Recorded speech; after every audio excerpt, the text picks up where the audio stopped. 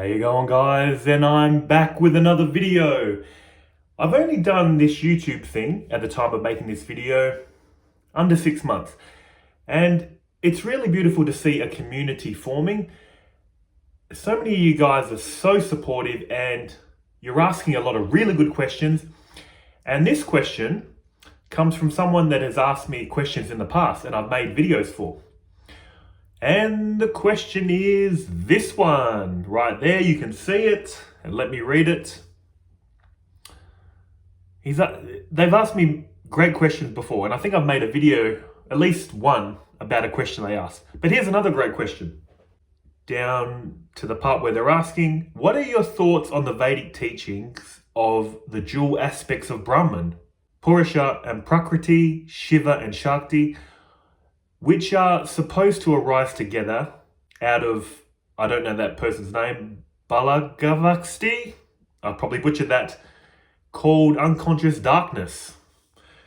Really good question, this Shiva and Shakti. Sorry, let me just quickly put my phone on airplane mode. I don't want anyone calling mid-video. Well, that could be a cool video, couldn't it? But no, let's not do that.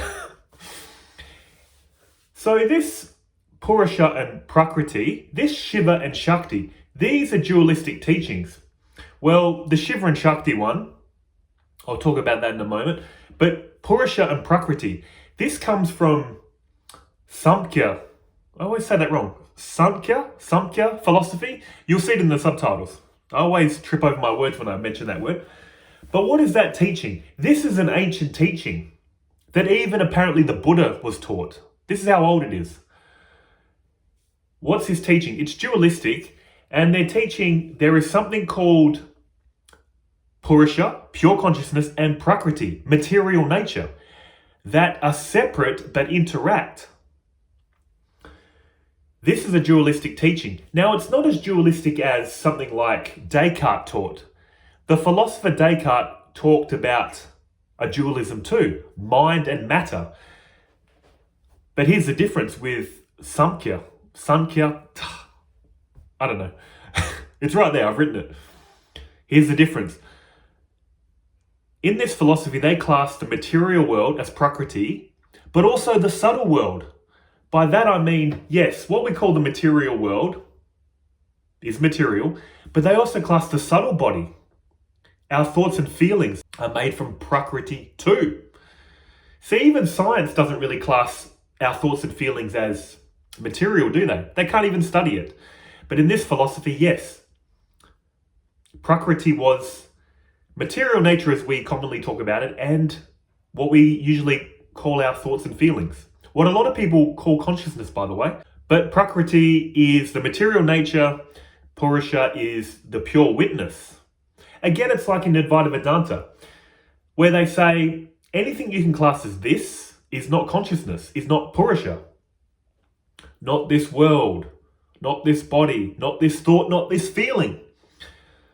You might be saying, this philosophy, isn't this just Advaita Vedanta? No, because they really feel there is material nature and pure consciousness, which is your true nature.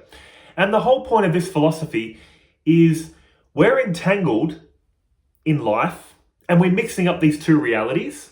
And the whole goal is to untangle ourselves, realize we're pure consciousness, the pure witness, and discard this material universe. See it as not us. They interact, but it's ultimately not us. So there is a dualism in this, isn't there? I'll quickly mention Shiva and Shakti. Now, the thing about this is, I've heard 3 ways you can talk about this. There's a strict dualism. Shiva is like Purusha, Shakti is like Prakriti. Shiva is like pure consciousness, Shakti is like Prakriti, material nature, that interact.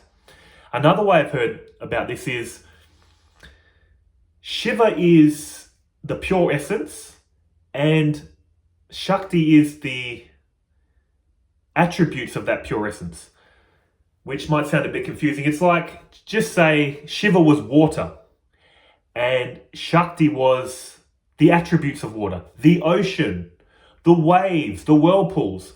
From the point of view of water, it's always Been water is water will ever be water, from the point of view of Shiva. From the point of view of Shakti, we can say ocean, waves, whirlpools, bubbles. See? Now it's getting more non-dual, isn't it? The final way I've heard of Shiva and Shakti is they're one and the same thing. This is why Shiva and Shakti teachings can vary. But one thing about this Samkhya philosophy, it is very dualistic. There is pure consciousness and material nature. The physical body, the subtle body, anything you can call this, it's not Purusha. And Purusha is your true self. Now you might be saying, all this sounds basically like Advaita Vedanta. What's the difference? Well, Advaita Vedanta collapses these two apparent dualities into one. And why do they do that? Because in Advaita Vedanta they say anything that can truly be experienced separately is separate. For instance,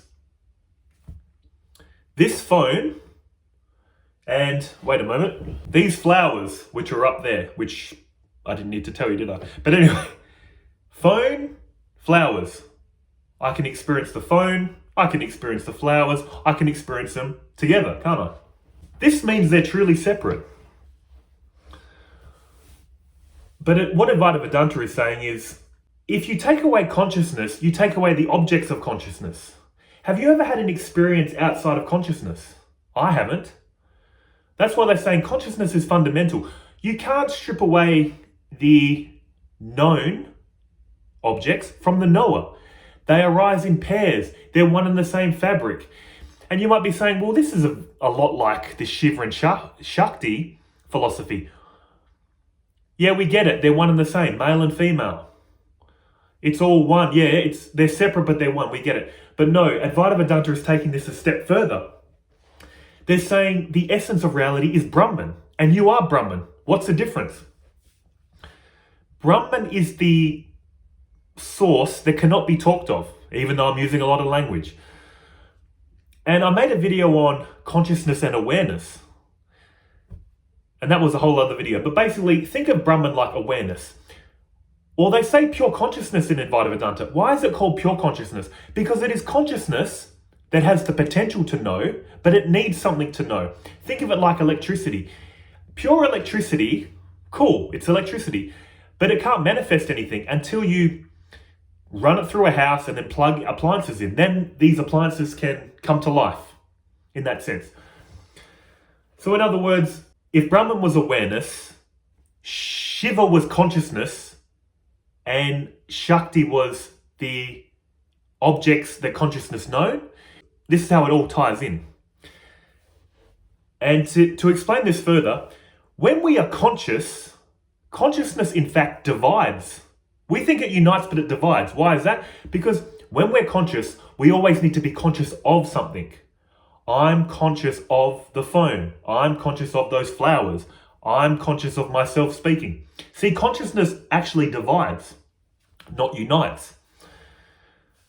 Another way to look at this is Shiva would be the yang symbol. Shakti would be the yin symbol. Yin and yang, they're one. But what holds yin and yang together? That circle that encapsulates them both. Shiva, Shakti, the circle that holds them both. This would be like Brahman.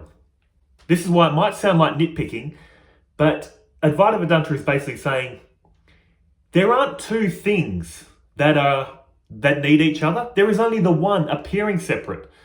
You might be saying, how is this even possible? Well, the good old dream example comes in handy. When we fall asleep, we initially drop into deep sleep. They say in Advaita Vedanta, in deep sleep, there is just pure awareness, pure being, but there's nothing to know, is there? We're not unconscious in deep sleep. We're just, let's say, conscious of a blank. What happens when a dream emerges? The dreaming mind apparently divides itself up into subject and object. Consciousness emerges from Brahman in this example of the dream paradigm. Your mind in deep sleep is like Brahman, that a conscious dream character emerges from experiencing a dream world. See, consciousness divides. It divides reality up, the dream up, into me and a dream world. But is this conscious subject you feel like you are in a dream and the reality you're experiencing separate? Is the dream made of dream stuff and you're made of some witnessing presence? No. I hope I'm explaining this correctly. It's the same material, appearing separate. And this is what Advaita Vedanta is driving at. Remember, if life was like a dream right now, Advaita Vedanta is saying there is no material out there and subject that you are that are one and the same, interacting, that need each other. It's just the same fabric. Brahman has non-objective qualities. Brahman is prior to consciousness. See, even this word consciousness is a thing, isn't it? This is why people that leave comments saying it cannot be talked about, why are you talking about it? You are correct. But paradoxically, it can be talked about because all this language is made from Brahman, isn't it? This is what they're trying to get at in Advaita Vedanta. And you know what, to be honest? At a certain point, it is nitpicking. By that I mean, you don't have to, if non-duality is not for you, you don't need it. You don't need to take it to this highest point. What I've found in spirituality is whatever way you come up with viewing reality that brings you into peace, a feeling of contentment, stop there. Some people are very devotional. My grandmother was like that. Total surrender to God. My grandfather, I can't remember what age he died, but relatively young. He eventually passed on. She didn't remarry. The rest of her life was just devoted to God. If you have a total surrendering nature to a higher power, you're going to get inner peace. If these teachings of Shiva and Shakti, they're separate but one, resonate with you, you're going to get inner peace. What I'm saying is, don't think you need to see a non-dual reality. The only reality you need to see is one that resonates with you, that brings you inner peace, happiness. You're not missing out on anything. This is what Sri Ramakrishna was driving at. However many people there are, that's how many paths there are to God, to enlightenment, to inner peace. This reality is limitless. However you perceive this reality, that's the reality you're going to get. Don't think there's some truth and then, oh, that's relative truth, there's some higher truth. No, whatever you literally believe in the moment of believing it is truth. People that are into these teachings of non-duality, they just have a very questioning mindset. That's me. I'm very, why? But why? But why? I keep too much intellect, which needs to be balanced with love, with spiritual practice. This is why I mentioned spiritual practices so much. Advaita Vedanta is for the intellect. Spiritual practice is for the heart. And the two need to line up if you're so inclined. Some people hear this teaching and rightly so go, this is all ridiculous. What's the point? This isn't practical. You're right. If you don't need all this Advaita Vedanta, don't even worry. You're not missing out. Like I said, these teachings are just more for people that keep asking why. Why? I need to be intellectually convinced before I get into spirituality. But if you have a deep love of God, a deep love of life, you don't need all this. We just want to end our suffering. Isn't that the main goal? End your suffering. You're not missing out. If you found an end to your suffering, you don't need to take it any further. So I was asked about Shiva and Shakti, Purusha and Prakriti. These are valid systems for inner peace, for enlightenment. But I'm just explaining from the Advaita Vedanta point of view why they're saying there is no true separation. And like I said, it seemed nitpicking, didn't it? At a certain level, it seems, why are you getting so technical? You don't have to get this technical. In any case, guys, thank you so much for watching, and I'll see you beautiful people in the next video. Until then, take care of yourselves, okay? See ya.